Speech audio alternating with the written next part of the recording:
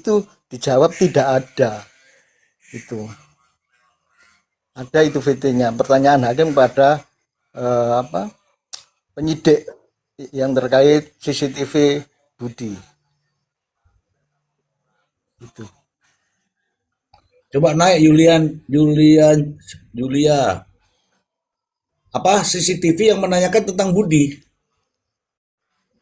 Betul. Hakim itu menanyakan kepada penyidik yang terkait CCTV yang dikatakan Budi ikut dengan Ririn dan itu dijawab tidak ada. Jadi ada Loh. itu VT-nya di TikTok itu. Oh, loh kalau faktanya itu ada katanya Budi keluar sama Ririn kemudian diikuti oleh pria itu nggak tersorot CCTV kah? Pertanyaan tadi itu seperti itu. Hakim menanyakan, saya dengar VT-nya itu dijawab tidak ada. Gini Mister, kalau boleh saya luruskan dikit tadi ya. Coba. Jadi Iya. koreksi kalau saya salah ya, Bang Bosku. Jadi gini, tadi itu di CCTV di persidangan itu saksi verbalisan yang dari penyidik itu ditanyakan apakah ada CCTV Budi masuk ke dalam toko, gitu ya Bang? Bang Bosku? Betul. Ya, apakah ada CCTV yang menyorot Budi masuk ke dalam toko? Jawabannya tidak ada. Betul. Loh, kalau ada berjalan menuju ke situ kan harusnya dia masuk toko toh? Ya, jawabannya seperti itu. Harusnya ada. Oke.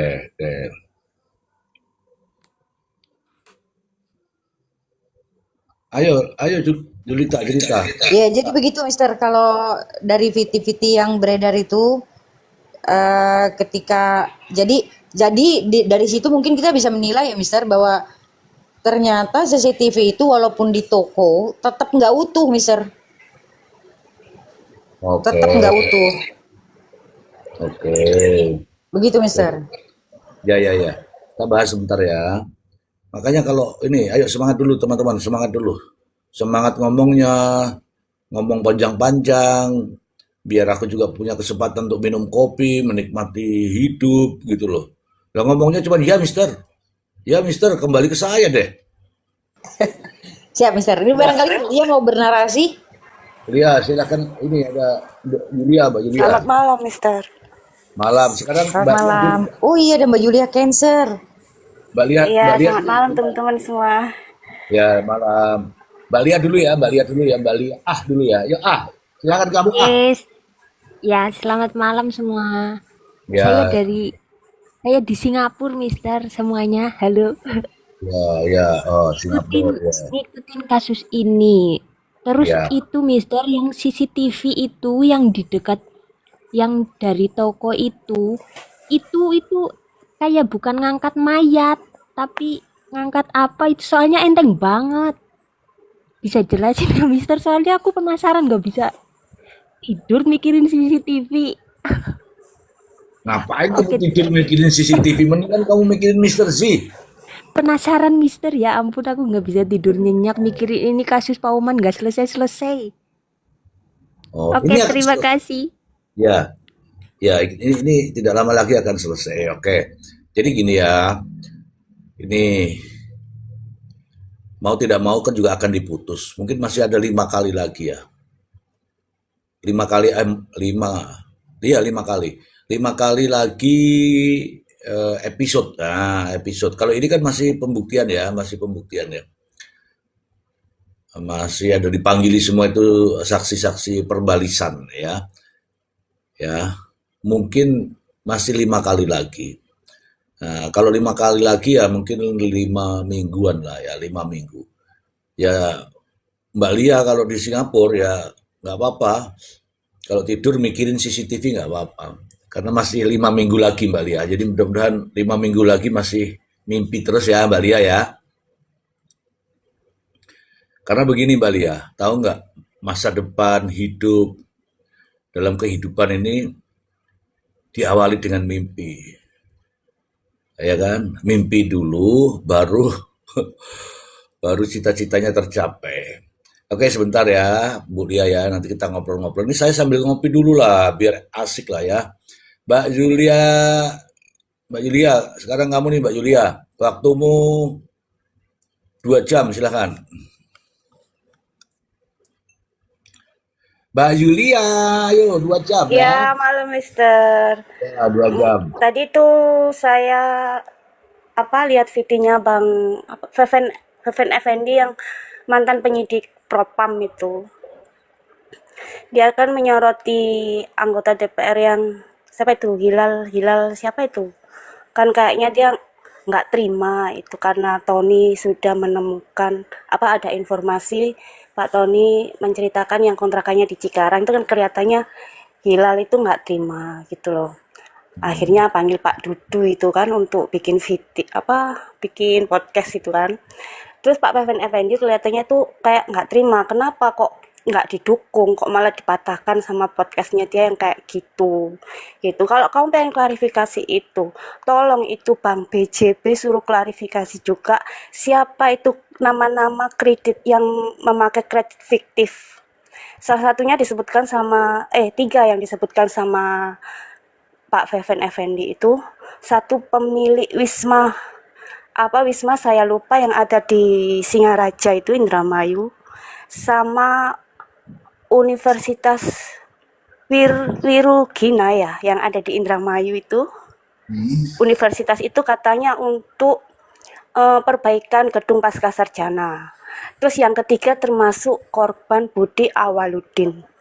Itu Pak Feven bilang sendiri kayak gitu di VT-nya tadi. Terus kenapa pembunuhan ini terjadi? Ada kaitannya dengan kredit fiktif. Katanya Budi Awaludin pernah didatangi Bank BJB terkait kredit fiktif sebesar 270 juta. Katanya kaitan pembunuhannya itu ada kaitannya pembunuhan itu dengan kredit fiktif sebesar 270 juta oleh Budi Awaludin yang diterima Budi Awaludin gitu katanya.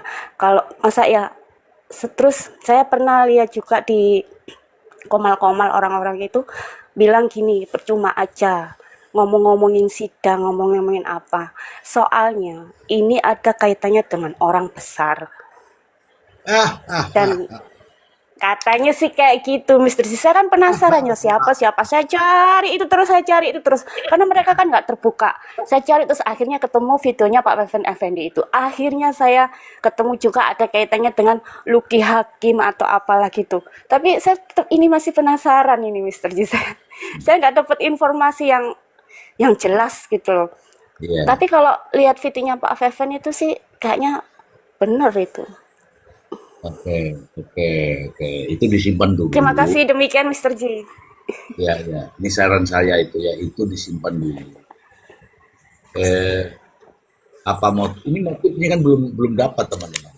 Jadi motifnya yang belum dapat. Banyak yang mengatakan perampokan, penguasaan harta, kemudian apalagi kita belum dapat ya teman. Sabar dulu ya, sepanjang belum muncul ya kita nggak boleh menduga-duga tanpa ada fakta. Nah sekarang ini faktanya dulu nih, fakta persidangan. Oke, di dalam sidang itu kan sudah dibuka untuk umum tuh ya, untuk umum. Sidang untuk umum. Dakwaannya adalah pembunuhan berencana. Kemudian bagaimana alat buktinya? Nah, bagaimana dengan terdakwanya? Terdakwanya bagaimana dengan kesaksiannya? Terus bagaimana dengan pernyataan-pernyataannya? Nah, itu teman-teman. Kita mulai dari dakwaan jaksa. Dakwaan jaksa itu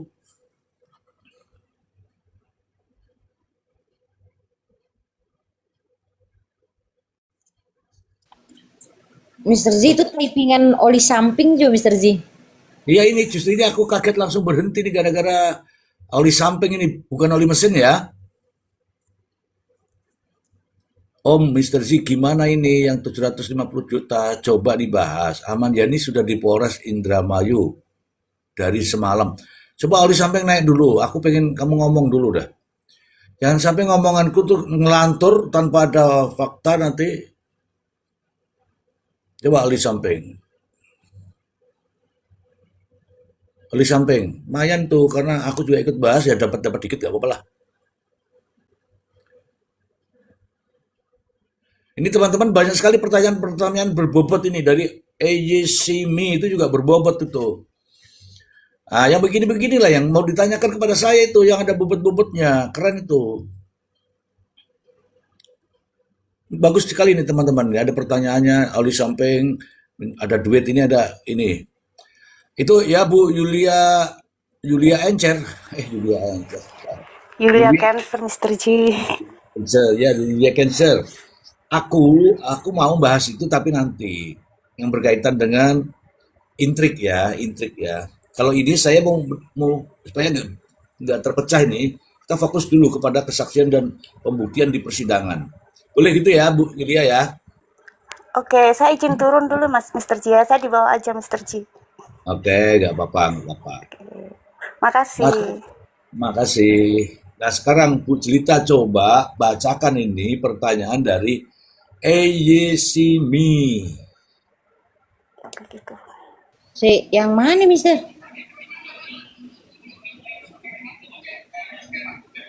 Makanya kalau live ini baca-baca tappingan juga. Saya baca Mister tapi kadang-kadang cepet nih. Enggak, di bawah di samping itu kan ada itu. Oh, dibuat tulisan Oli Samping tadi. Ya. Sela Pratiwi, Pupu. Oh, IC ya? Ya. Yang permintaan pengacara Tony ini? Iya. Dibaca Oke, aja. Ya, permintaan pengacara Tony minta dilakukan digital forensik sekarang itu salah. Digital forensik itu prosesnya harus dari awal proses akuisisi. Demikian, Mister.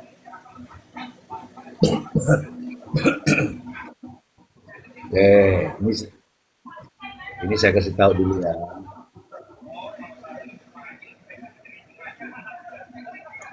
Digital forensik itu hal-hal yang terkait dengan data-data digital. Nah, data-data digital yang ditemukan saat penanganan kasus tindak pidana. Nah, justru ini ya tidak bisa mengatakan bahwa sekarang salah.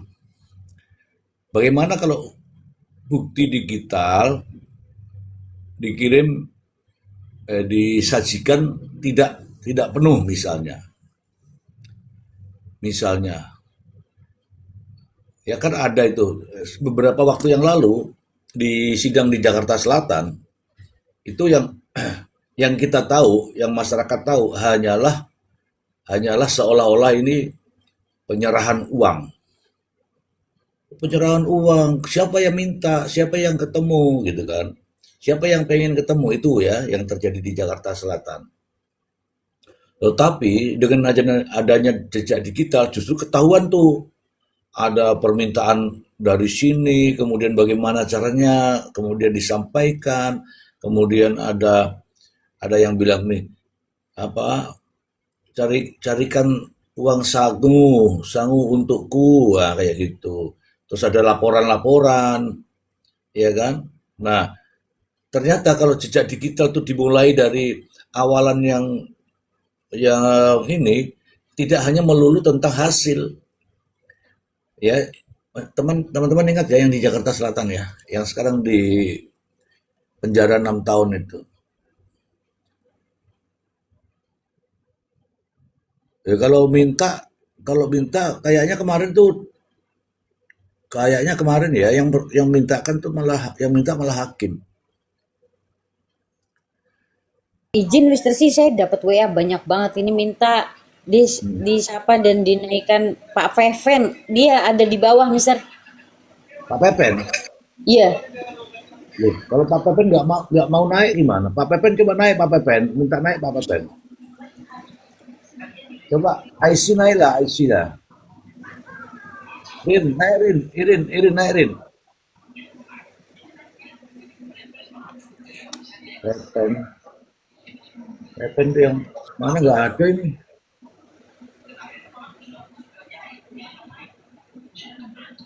Nggak ada. Ini DR7 nih mau naik ya. Ini udah lah, kasih naik deh ya. Kasih naik nih.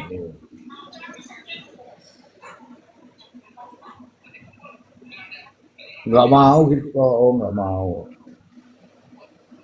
Siap Mister, Nggak ayo mau. lanjut lagi Mister. Ya itulah pertanyaannya. Jadi bingung kan kita ini. Anda nyuruh naik, sementara orangnya nggak mau naik, terus gimana? Gimana ceritanya gini ya? Oke, jadi gini teman-teman, kita berbicara ini dulu awalnya adalah adanya ke ketidak ketidak prosedural dalam proses penanganan perkara ini. Kenapa teriak-teriaklah itu setelah dibacakan dakwaan itu? Nah masalahnya setelah itu kan dibangun di- dilawan dengan eksepsi. Nah, eksepsinya itu menolak daripada dakwaan. Nah, eksepsi itu dari mana eksepsi itu? Kan terdakwa itu kan juga punya terdakwa itu kan juga punya pengacara pada saat itu.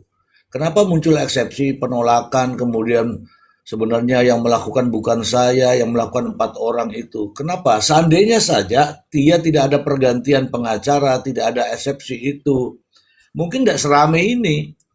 Begitu cerita. Mungkin ya tidak seramai ini karena sidangnya normal-normal saja. Ini karena tidak normal itu karena ada pengakuan-pengakuan, kemudian ada pergantian pengacara. Begitu sudah ganti pengacara inilah yang menimbulkan begitu banyak pertanyaan di masyarakat sehingga ramai lah saat ini gitu. Nah sekarang yang repot siapa nih sekarang yang repot nih? Yang repot nampaknya karena banyak nih penyidik dipanggil, Inavis dipanggil, eh, IT-nya IT-nya Polres dipanggil, ya kan? Itu menunjukkan bahwa seolah-olah itu proses penyidikan kembali seolah-olah nih ya di ruang sidang karena ditanyain semua itu. Bagaimana penyidik, bagaimana IT, bagaimana Inavis, itu ditanyain semua. Karena ditanyain semua itu seolah-olah nih menurut pendapat saya ya, lagi-lagi menurut pendapat saya, kalau orang lain berpendapat lain silahkan. Seolah-olah ini hakim nggak percaya, makanya ditanya nih orang-orang yang bertanya. Coba, ditanya orang-orang yang bertanya. Sampai apakah kamu melakukan kekerasan? Tidak yang mulia, kami hanya tanya jawab misalnya. Ini yang periksa loh ini. Apa yang pada saat yang kami periksa ya itulah jawabannya. Dari IT. Dari IT malah yang kebingungan nih. Munculnya CCTV sekarang ini, saya jadi heran kenapa tidak muncul waktu di awal. Sehingga tidak kesulitan, sudah rekonstruksi lah, sudah membuat konferensi pers lah, tapi ternyata buyar semua kan jadinya, ya nggak cerita. Benar Mister. Kemudian jangan bilang benar gitu toh, terus kapan pegang gelasnya kalau cuma benar tuh. Iya. Iya benar Mister. Nah, di persidangan juga itu Mister, di persidangan kemarin itu juga Mister, bukan hanya tim penyidik tapi juga ada Inavis yang dipertanyakan soal darah di 7 titik itu Mister. Nah, ayo. Jadi darah di 7 titik itu ada di kamar mandi, ada di rolling door, ada di lantai, ada di pintu kamar mandi, ada di dinding kamar mandi. Terus ada yang 2 lagi saya lupa di mana itu Mister, disebutkan sama mereka. Iya. Lalu ada juga pertanyaan hakim di situ. Apakah itu yakin darah manusia bukan darah hewan? Lalu dia bilang ketika dibawa itu mereka sudah punya alat sendiri yang berbentuk stick itu Mister. Iya. Yang berbentuk stick. Jadi dari situlah kelihatan bahwa itu darah gitu kan. Nah, lalu kemudian itu juga sudah dibawa ke laboratorium atau puslab for Mabes Polri. Ya, Sudah dibawa dan dinyatakan bahwa itu adalah darah gitu kan, Mister. Lalu kemudian ketika hakim itu bertanya, apakah sudah yakin itu DNA dari Budi? Nah, hasilnya belum ada, Mister. Hasilnya belum ada. Apakah itu milik Budi atau bukan? Hasilnya belum ada. Sebenarnya gini ya, Mister, agak-agak bukan unik sih maksud saya. Kayaknya kayak sidang main-mainan gitu. Soalnya kan udah sampai di persidangan, seharusnya mereka sudah bisa menjelaskan secara detail kan. Ini DNA milik siapa, ini darah siapa, DNA milik siapa. Karena ada sebenarnya yang saya takutkan di situ, Mister. Saya pernah dengar penjelasan dari ahli forensik namanya Dokter Berta, Mister. Ketika dia menjelaskan tentang darah itu, pengetesan darah, karena di kuku tersangka itu ada seperti darah gitu loh, Mister, di kuku tersangka. Nah, ketika dites dan dia positif, nah si ahli itu juga menjelaskan kemungkinan yang lain, Mister, di situ. Jadi seandainya itu terkena tanah atau karat, itu akan menghasilkan positif false atau palsu, Mister. Positif oke. palsu. Nah, tapi di persidangan ini mereka menyebutkan oh iya darah gitu kan. Tetapi ketika ditanya itu DNA-nya siapa, dia nggak tahu DNA-nya. Padahal kan kalau yang namanya di persidangan itu seharusnya sudah siap, Mister. Iya, benar. Demikian, Mister. Benar sekali ya teman-temanku. Jadi ini kan sudah persidangan. Harusnya dari berkas-berkas yang ada itu sudah tersaji. Sudah tersaji, tidak perlu belum masih nunggu, tidak perlu. Ini koreksi juga kepada kawan-kawan kita di sana itu. Teman-teman, jadi ketika seseorang sudah didakwa, ini kan serba aneh. Bukan kita tidak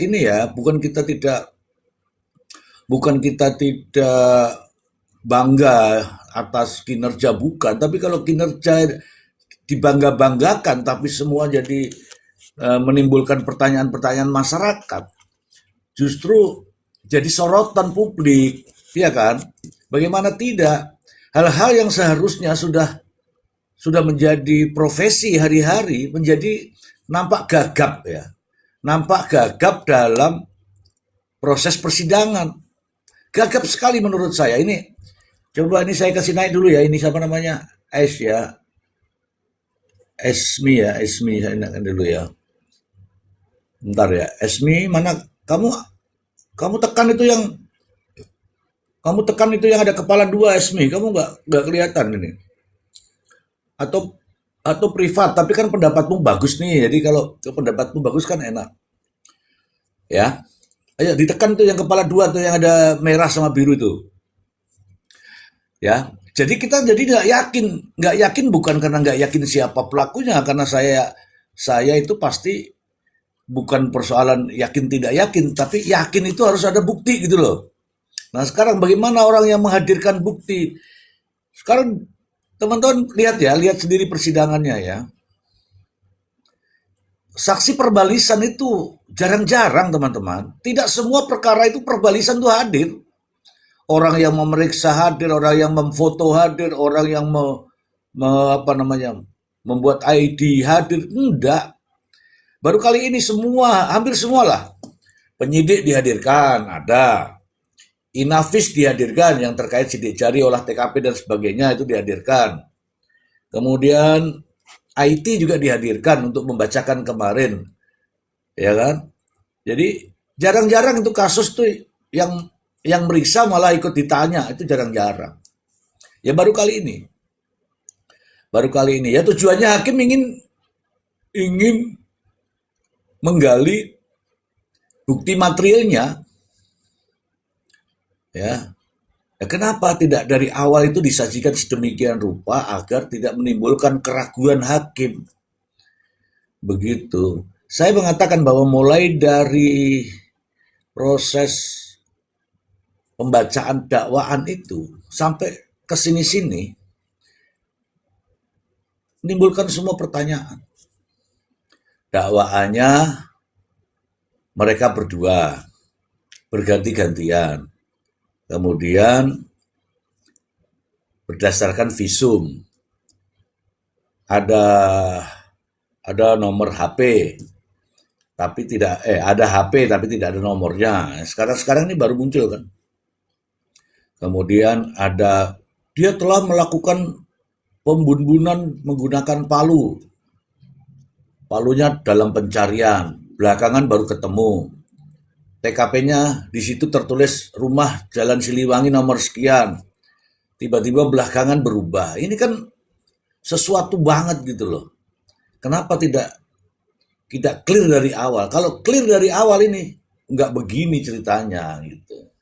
Ya, sering kita ceritakan sering ya. Kita tidak sedang membahas mengenai siapa pelakunya. Saya sudah mengatakan bahkan pelaku itu tidak akan mengelak kalau kita punya bukti-bukti yang akurat. Ya kan? Pelaku itu tidak akan mengelak kalau kita punya bukti-bukti yang akurat. Karena tidak memiliki bukti yang akurat, karena menimbulkan pertanyaan-pertanyaan melulu, sehingga inilah yang terjadi. Teman-teman pasti sepakatlah dengan saya, ini kan ribut terus itu gara-gara apa? Aneh-aneh itu. Tahu-tahu ada ini, tahu-tahu ada ini, tahu-tahu ada ini. Kalau dibandingkan dengan dakwaannya yang begitu lancar, akhirnya yang mendakwa itu bingung juga akhirnya. Begitu Bu Jelita, teman-teman boleh sanggah saya ya, kalau boleh langsung cut saya kalau saya ada lagi bicara ya. Silakan, Jelita. Ya, begini Mr. Z. Bagaimana sih seharusnya apabila terjadi kasus yang seperti ini? Ini kan lucu ya. Boleh dibilang berakit-rakit ke hulu, berenang-renang kemudian. Menterdakwakan dahulu, memberikan alat bukti kemudian, gitu kan? Kalau mau dibilang kan? Iya, itu benar kan jadinya, betul tuh. Iya, ini kan jadi seolah-olah gini kayak lagi nambel celana bolong di tengah-tengah pada saat kita upacara gitu, Ustaz. Jadi terburu-buru gitu kan? Jadi terburu-buru dan semuanya tuh dipaksakan lah. Nah, ada yang mau saya tanyakan, Mister. Jika situasinya seperti ini, seharusnya mereka seperti apa sih, Mister? Misalnya gini ya, Mister. Misalnya pada saat persidangan, lalu terdakwa merubah keterangan gitu ya. Dia rubah keterangan, misalnya seperti kondisi Priyo sekarang. Nah, kemudian apa sih yang seharusnya dilakukan oleh para penyidik itu? Menelusuri keterangan Priyo atau membiarkan seperti sekarang gitu, Mister, sampai dia terus membawa barang bukti terus-terusan gitu kan, alat bukti yang baru sampai memperlihatkan istilahnya apa ya, saya agak jaga-jaga omongan juga sih, memperlihatkan kejanggalan-kejanggalannya mereka di persidangan demi apa ya, menyelaraskan keterangan Priyo gitu, Mister. Lalu yang sebenarnya kalau terjadi seperti ini, apa sih yang seharusnya mereka lakukan, Mister? Ya, oke ya. Ini saya jelaskan ya, teman-teman mungkin sepakat semua ya. Ini diawali dari proses yang tidak profesional. Kenapa saya katakan proses yang tidak profesional? Ya buktinya seperti ini. Semua dipanggilin ke sidang itu kan karena tidak profesional. Ini saya melihat ini cocok logi, apa namanya ilmunya orang-orang sekarang itu cocok logi itu. Ya. Pokoknya didudukkan dulu, buktinya nanti, gampang begitu kan. Nah, kalau Mbak Jelita tadi bilang celana bolong, itu artinya burungnya itu sudah keluar duluan baru dijahit. Nah, nanti kejahit sekalian tuh burung-burungnya itu. Begitu ya teman-teman ya. Malu sebenarnya kan, oh sudah kelihatan kok baru mau dijahit, kan gitu. Harusnya itu dari awal itu memang harus berdasarkan scientific investigasi kriminal. Investigasi kriminal. Scientific investigation ya, criminalism. Artinya apa? Dengan bukti-bukti ilmiah yang tidak lagi terbantahkan. Kalau begini kan jadi lucu nih. Di awal mengatakan bahwa kami akan melaksanakan ini dengan scientific investigasi. Terus sing scientific itu. Jadi serba gagap semua ini. Saya tidak penting ya teman-teman siapa pelakunya, mau Ririn, mau Priyo, itu nggak masalah. Ini kan kejadian kepada yang lain. Jangan yang lain itu sampai Sudah didor, sudah ini, sudah dari terdakwa, tahu-tahu baru nyusul barang buktinya, nyusul buktinya kan repot. Ya, seharusnya Bu, seharusnya ya, ini seharusnya ya kawan-kawan ya, ini dengerin nih seharusnya nih. Harusnya itu ketika jaksa membuat dakwaan dan tidak mampu membuktikan, ya wes nggak mampu, kalau nggak mampu ya sudah. Makanya ada itu kemarin sudah saya tayangkan. Kenapa kok ada terdakwa yang dibebaskan? Karena jaksa tidak mampu membuktikan dakwaannya. Dakwaannya yang dibuktikan, bukan dakwaan yang ditambah-tambahin. Oke, ketika seperti ini, dakwaannya berarti bunyinya itu jaksa tidak mampu membuktikan dakwaannya. Oke, terus bagaimana ketika ada tersangka atau terdakwa yang hari ini bicara begini, besok bicara begini, lusa bicara begini? Itulah yang namanya tidak konsisten. Itu namanya tidak konsisten. Ada di dalam undang-undangnya, ada. Bagaimana pedoman hakim mengambil keputusan itu, ya berdasarkan itu semua. Tidak konsisten. Bukan jujur loh ya, justru kelihatan tidak konsisten. Ya, hakim sudah pasti tahu dengan cara begini. Nanti akan juga kelihatan kok dasar hakim mengambil keputusan itu kan ada pertimbangan, menimbang dan seterusnya. Ya kan, menimbang itu nanti di situ. Terdakwa begini, terdakwa begini, terdakwa begini. Nah, kemudian terkait dengan alat bukti, hakim akan memeriksa semua alat bukti yang diajukan dalam persidangan. Tentu saja alat bukti yang sah. Alat bukti yang sah. Bagaimana dengan alat bukti yang sah? Ini saya kasih tahu teman-teman semua ya. Tanya dulu, terkait apa dulu nih? Pertama terkait mayat ya. Mayat kan ada 5 orang kan, tidak mungkin kan mayatnya dihadirkan ke pengadilan jadi barang bukti kan. Mayat itu bisa menjadi barang bukti, dijadikan alat bukti surat. Kenapa? Karena prosesnya. Misalnya yang siapa namanya Haji Sahroni, penyebab kematiannya karena ini pendarahan di bagian kepala, itu dilakukan otopsi ya teman-teman, garis dulu ya, terhadap mayat harus dilakukan otopsi. Oke, dari otopsi itu tahu kita ini penyebab kematian daripada orang-orang itu ya, pendarahan di bagian mana, itulah yang menyebabkan matinya orang. Kemudian terhadap olah TKP nih ya, olah TKP. Sudah mayat, sudah olah TKP. Olah TKP dilakukan apa? Ya kan? Inafis itu benar tuh inafis olah TKP.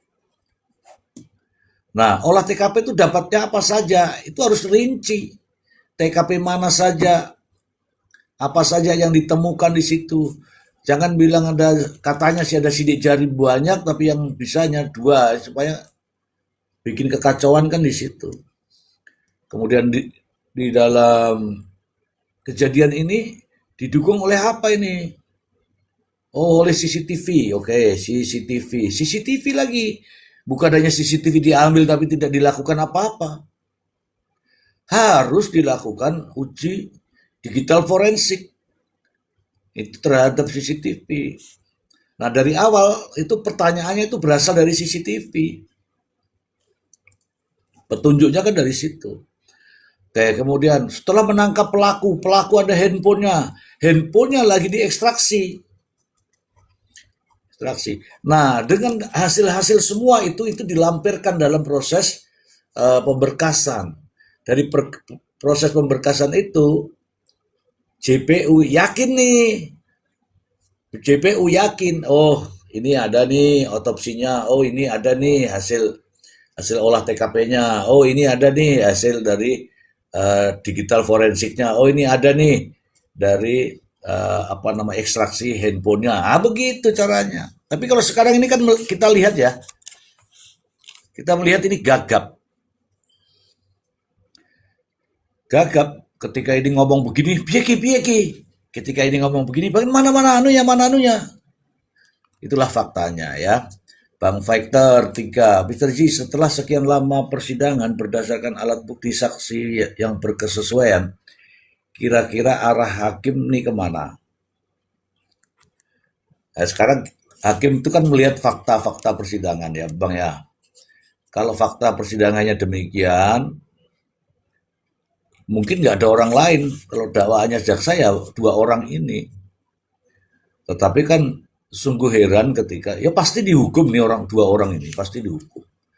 Tapi kan kita jadi heran ya Bang ya. Herannya kenapa? Kenapa sih menghadirkan terdakwa di persidangan kok buktinya baru nyusul semua ini?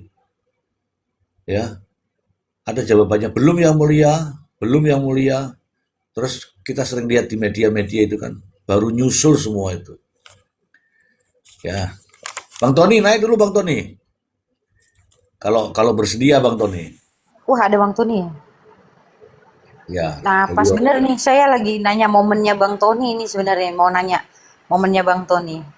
Enggak. Tapi sementara Bang Tony belum naik, saya nanya sama Mr. Z dulu ya Bang Tony. Mr. Z. Ya. Jadi gini Mr. Z, waktu di wawancara doorstop, Pak Tony itu mengatakan bahwa, kan ditanyakan oleh wartawan bahwa Bapak mau bikin itu lagi nggak, maksudnya mau mengundang ahli IT lagi nggak untuk diperiksa lagi CCTV-nya sendiri gitu.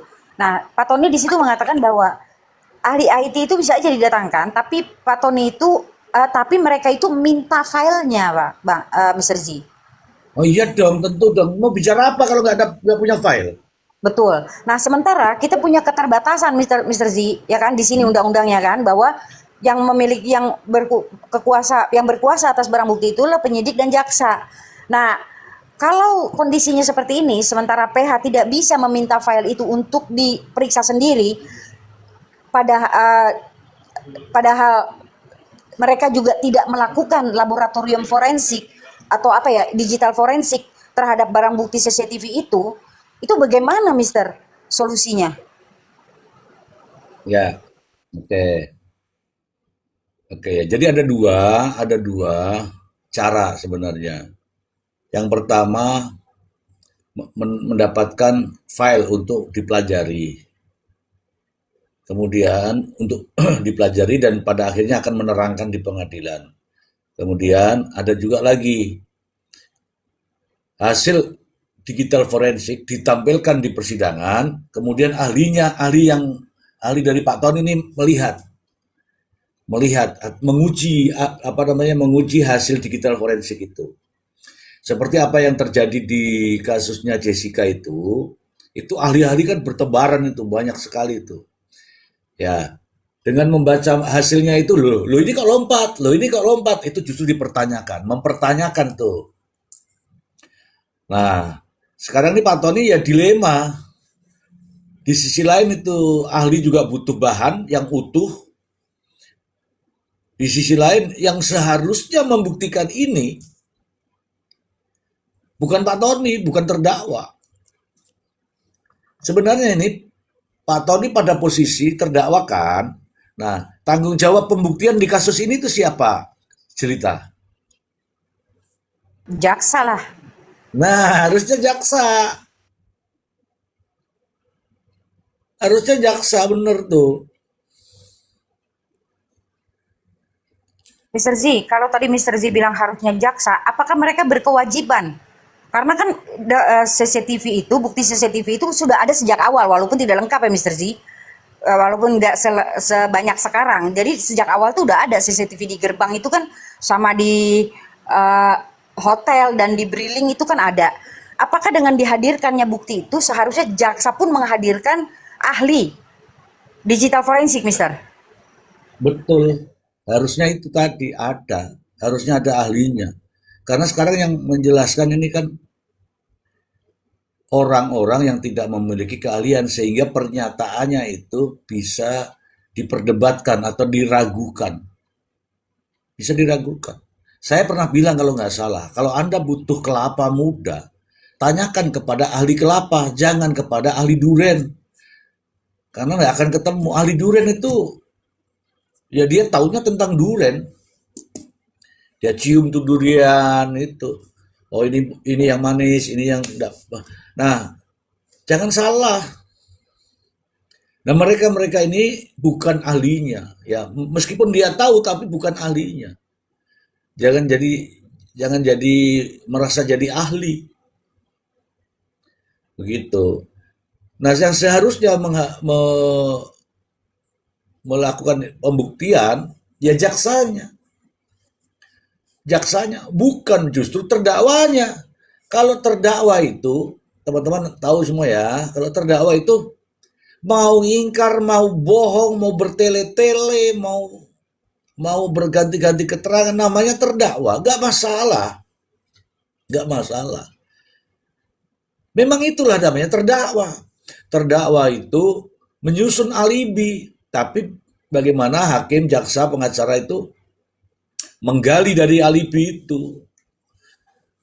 Kalau jaksa membuat dakwaan, bagaimana membuktikan dakwaan itu?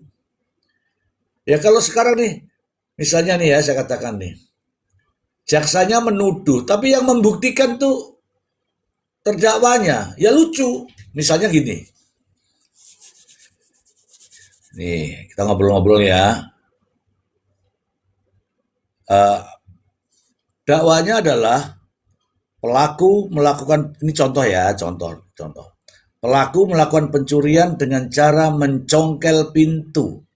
Mencongkel nih. Karena dengan mencongkel itu maka ada upaya merusak kan. Tetapi kemudian si terdakwa ini bilang begini sama jaksanya. Maaf Pak Jaksa, saya nggak mencongkel, pintu itu terbuka sendiri, saya masuk. Lah di sini kok mencongkel? Nah, artinya apa? Dakwaan jaksa yang mencongkel tadi harus dibuktikan. Buktinya apa? Ada pintu yang rusak, bekas congkelan. Sementara terdakwa mengatakan, saya nggak nyongkel, saya nggak merasa nyongkel. Karena itu pintu lagi terbuka, saya masuk. Kan beda jadinya. Masa sekarang yang harus dibuktikan yang mana? Yang mencongkel atau yang pengakuan masuk tadi? Yang mencongkel dong. Karena ada akibat daripada mencongkel itu. Kalau dengan masuk rumah orang dengan cara merusak, itu namanya pencurian dengan pemberatan kan? Kalau masuk saja ke rumah orang, pencurian biasa kan? Ya nggak? Benar, Itu.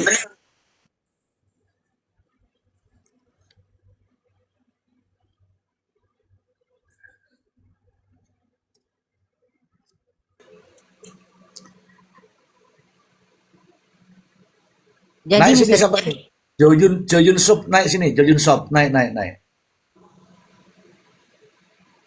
Nah sekarang ini kalau jaksa ada di dalam undang-undangnya itu kan jaksa setelah membuat dakwaan tuh wajib membuktikan dalam proses persidangan. Ya kalau begini jadinya gimana ini? Siapa yang membuktikan, jaksa atau terdakwa? ya terdakwa jadinya Mister. Mister, ini saya mau tanya lagi. Ini juga kan saya juga ngelihat Pak Tony di persidangan juga ya nggak tahu ya mungkin apa karena tekanan-tekanan publik yang untuk membuktikan dan dia terdorong oleh tekanan publik untuk membuktikan bahwa Ririn itu benar atau dia juga mempertaruhkan kredibilitasnya. Takut juga dia membela yang salah atau gimana ya Mister.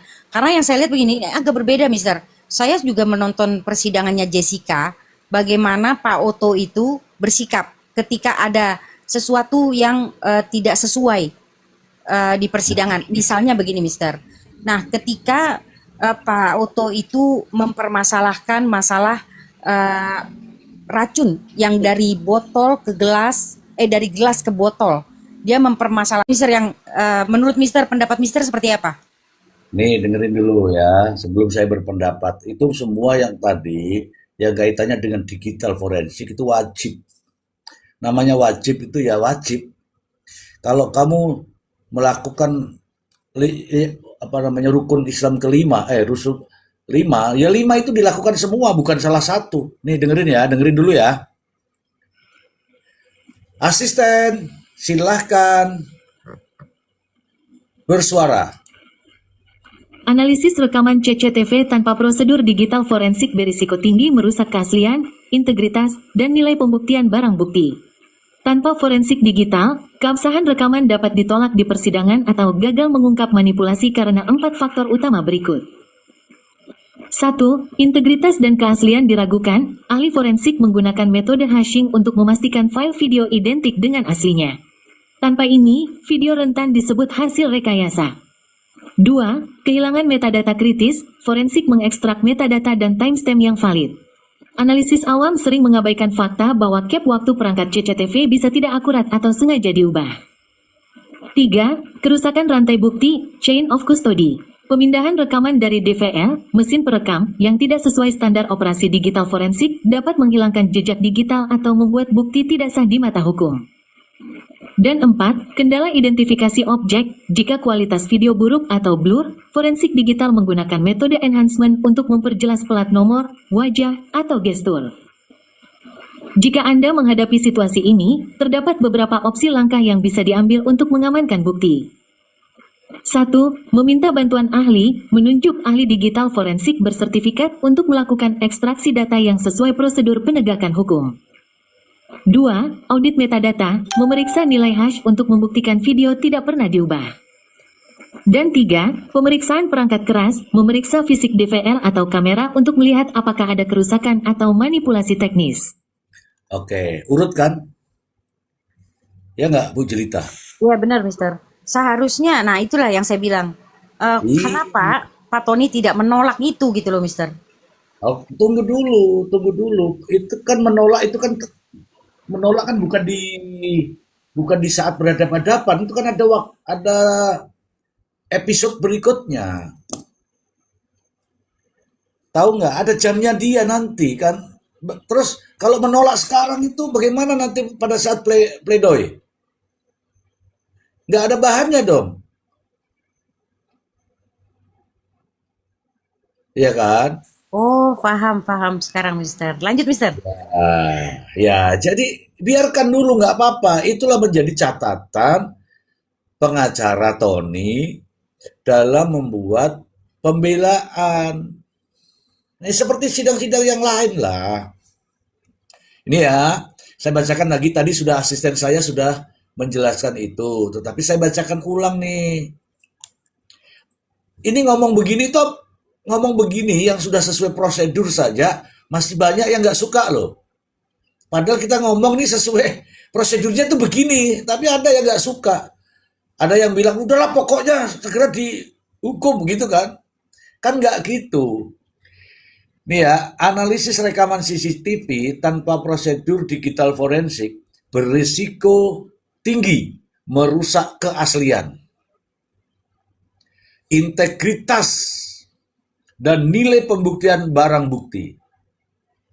Tanpa forensik digital, keabsahan rekaman dapat ditolak di persidangan.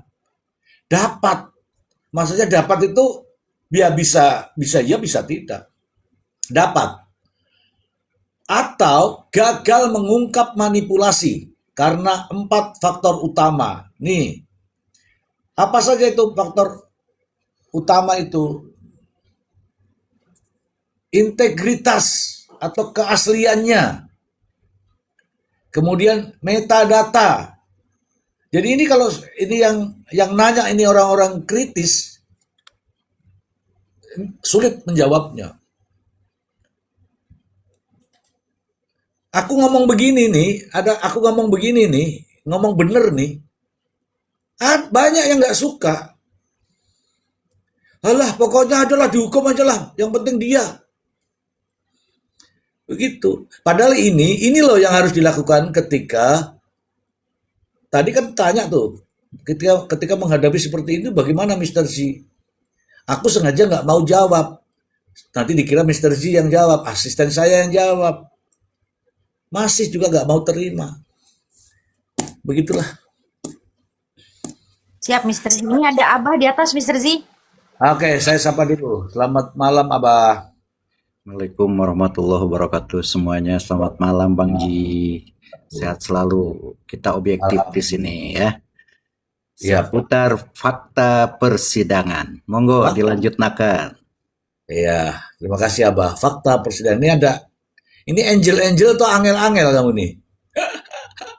Ini ya, teman-teman. Kalau teman-teman salah baca, itu beda mananya.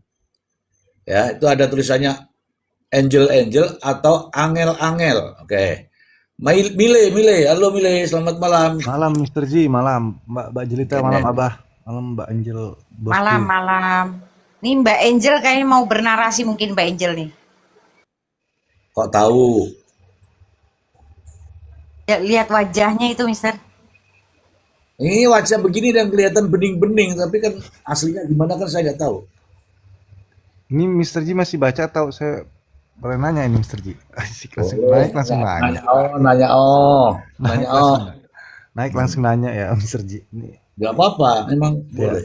kalau saya, mohon maaf ya Mr. Ji, terkait persidangan kemarin kan saya baru lihat tadi juga tuh, maksudnya kemarin kan saya nggak mengikuti persidangannya, cuma saya lihat di VT tadi bahwa pihak JPU menyatakan bahwa diduga itu Ririn berdasarkan CCTV. Oke. Kalau menurut penilaian saya saat ini JPU lebih unggul dalam hal pembuktian karena kan apa yang diminta sudah dihadirkan gitu kan Mr. Ji. Ya. Oke. Nah, yang ingin saya tanyakan gini Mr. Ji. Tadi kan pertanyaan hakim ini belum melalui digital forensik ya kalau tidak salah Mr. Ji ya. Tapi itu sudah diduga Ririn.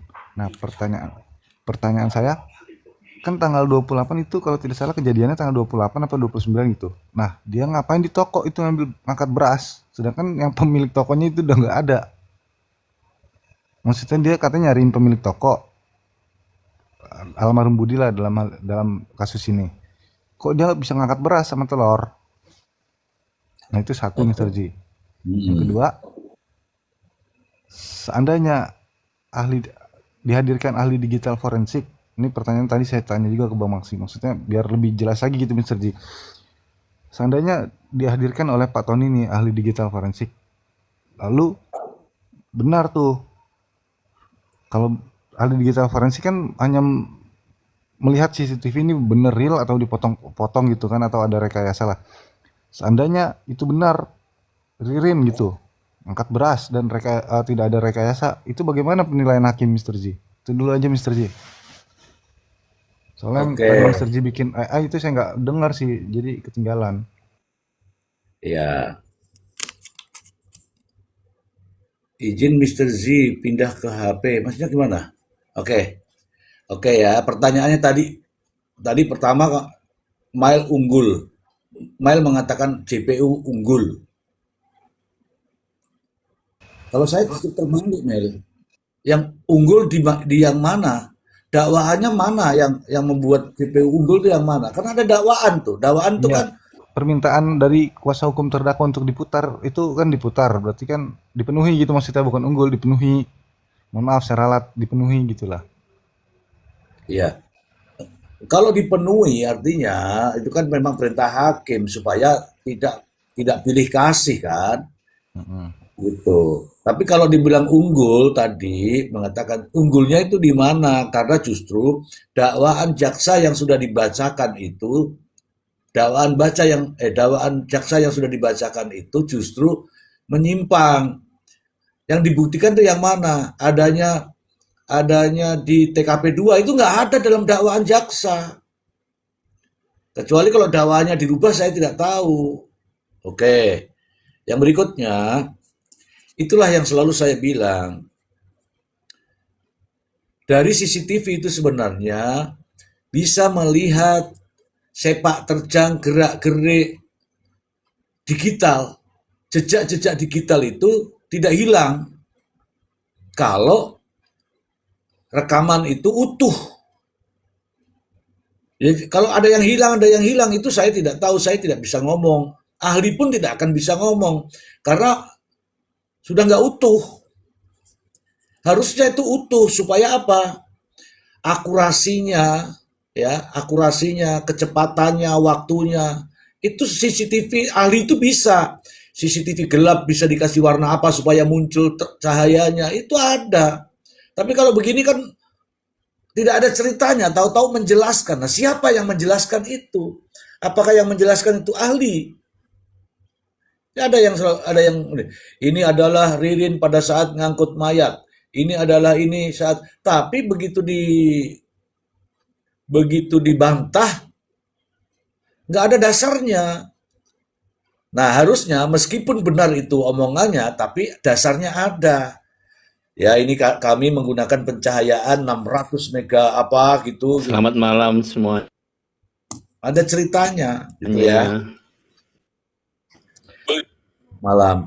Digital forensik penting dalam pembuktian ini, itu penting. Makanya tadi saya sudah baca. Coba di-mute dulu ya, di-mute dulu. Saya akan bacakan lagi dah, biar enggak ini. Nih dengerin ya. Mile. Ya Mr. J ya. Masih di belakang handphone ya. Masih. Dengerin. Analisis rekaman CCTV tanpa prosedur digital forensik berisiko tinggi merusak keaslian, integritas, dan nilai pembuktian barang bukti. Tanpa forensik digital, keabsahan rekaman dapat ditolak di persidangan atau gagal mengungkap manipulasi karena 4 faktor utama berikut. 1. Integritas dan keaslian diragukan. Ahli forensik menggunakan metode hashing untuk memastikan file video identik dengan aslinya. Tanpa ini, video rentan disebut hasil rekayasa. 2. Kehilangan metadata kritis. Forensik mengekstrak metadata dan timestamp yang valid. Analisis awam sering mengabaikan fakta bahwa cap waktu perangkat CCTV bisa tidak akurat atau sengaja diubah. 3. Kerusakan rantai bukti, chain of custody. Pemindahan rekaman dari DVL, mesin perekam, yang tidak sesuai standar operasi digital forensik dapat menghilangkan jejak digital atau membuat bukti tidak sah di mata hukum. Dan 4. Kendala identifikasi objek. Jika kualitas video buruk atau blur, forensik digital menggunakan metode enhancement untuk memperjelas plat nomor, wajah, atau gestur. Nah, ini loh yang dimaksud itu. Harus utuh dulu supaya kapan ini terjadi, ada waktunya yang bunyi itu tek, oh jam sekian kamu ngapain, begini jam sekian begini. Ya ini sekarang kan bingung nih, ini ada yang tanya tadi bingung kan, loh kapan bisa itu dibunuh di sini kok di sana ngambil barang, apa itu barangnya, jam berapa, kapan, kan begitu jadinya, menimbulkan keraguan-raguan bagi mereka-mereka yang tidak mengetahui itu. Makanya di sini ditulis nih timestamp, artinya waktu per waktu, detik per detik, menit per menit, itu ada semua. Ya, kita tidak sedang menghakimi, tetapi seyukjanya agar tidak ada lagi keraguan baik oleh hakim maupun masyarakat. Ngono loh. Siap, Mister. Artinya kan tadi kalau dibilang ada enhanced, itu kan, Mister, gunanya dipanggilkan digital forensik itu untuk mempertegas apa yang tidak kelihatan, bukan tidak kelihatan, maksudnya apa yang blur atau samar-samar gitu kan, Mister? Iya, iya, karena itu semua ada tekniknya bagi ahli ya, bagi ahli itu ada tekniknya. Bukan polosan begitu, gelap disajikan gelap. Nah, nih Pak Dede mau bicara nih, Mister. Ya, dilihat dulu. Sabar ya Pak Dede, nanti ada waktunya, begitu ada baru nyeletuk gitu ya. Oke, silakan Pak Dede. Silakan Pak Dede. Terima kasih waktunya. Iya, ini kami melihat perkembangan yang ada ya, mengenai CCTV juga sih. Itu mengenai waktu narasi Ririn ke Penganjang sama Joko. Nah, di CCTV itu juga dia mengaku bahwa dia mengangkut telur sama beras. Nah, ini menjadi pertanyaan bagi saya. Ini waktunya kan waktu dia membunuh itu tanggal 29 kalau nggak salah ya. Malam itu. 30 Nah, Bang, 30 kok itu satu hari saya setelah melihat kejadian. ini suatu kelemahan dari alibi Ririn.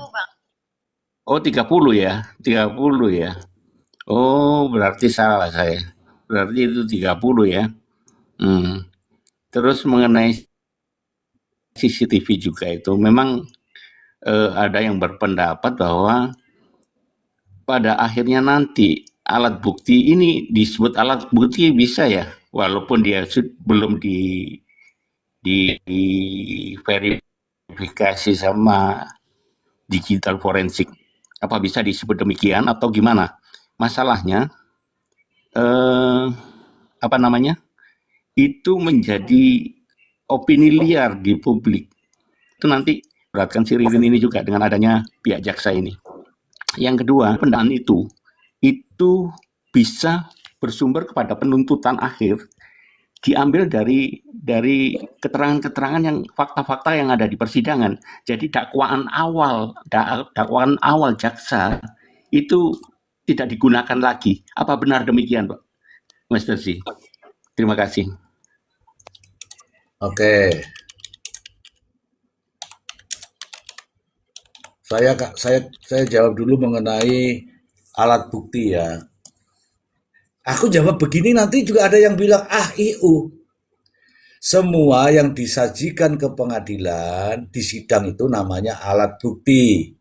Oke. Tapi alat bukti itu kan ada dua, alat bukti atau alat bukti yang sah.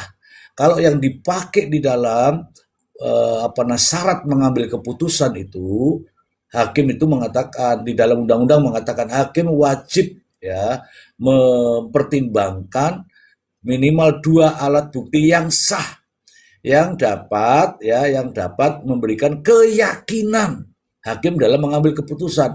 Jadi hakim sudah digariskan dalam undang-undangnya begitu. Kalau ada itu alat bukti ya iya itu alat bukti. Alat bukti itu ada 2, alat bukti yang sah dan alat bukti. Kalau ini alat bukti bisa disajikan, bisa ditampilkan, bisa dilihat, bisa ditonton. Tapi apakah itu akan dijadikan sebagai pertimbangan hakim? Itu yang jadi masalah. Karena hakim tidak mungkin akan mengambil pertimbangan dari alat bukti yang tidak sah. Hakim itu bunyi undang-undang itu begitu. Jadi tidak boleh dibantah ini oleh hakim. Kalau hakim membantah ini berarti hakim melanggar undang-undang. Bunyinya adalah hakim ya setidak-tidaknya atau sekurang-kurangnya berdasarkan 2 alat bukti yang sah yang menimbulkan keyakinan hakim. Jadi ingat ya, jangan bilang alat bukti. Kalau sudah di persidangan tuh pasti di situ hakim akan mengambil alat bukti atau mengambil pertimbangan dari alat bukti yang sah.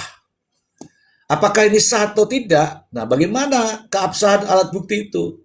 Kalau CCTV ya harusnya begini tadi sudah saya sampaikan. Ya. Oke. Gitu. Oke ya.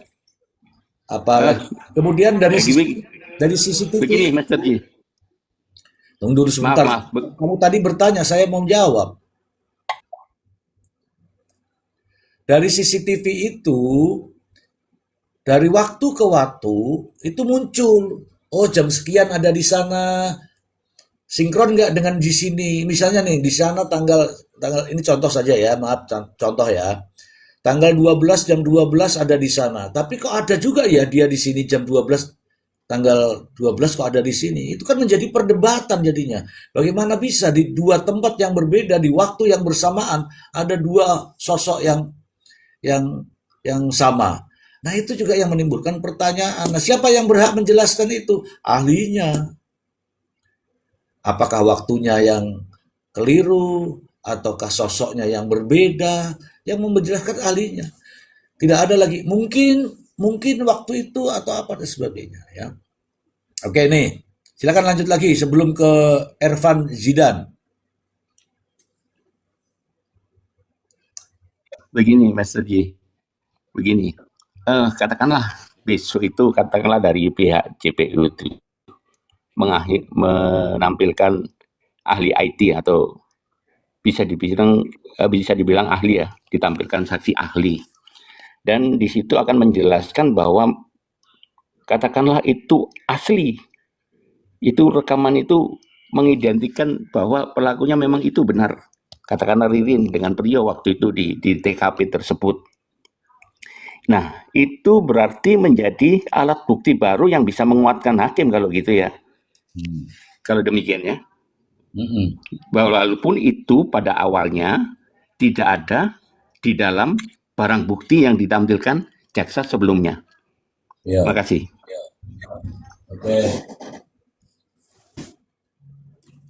Oke. Saya sudah pernah kita menjelaskan mengenai ini ya. Apa sih yang dimaksud dengan alat bukti? Saya bacakan ulang lagi, nanti ada di pasal 235 itu ya.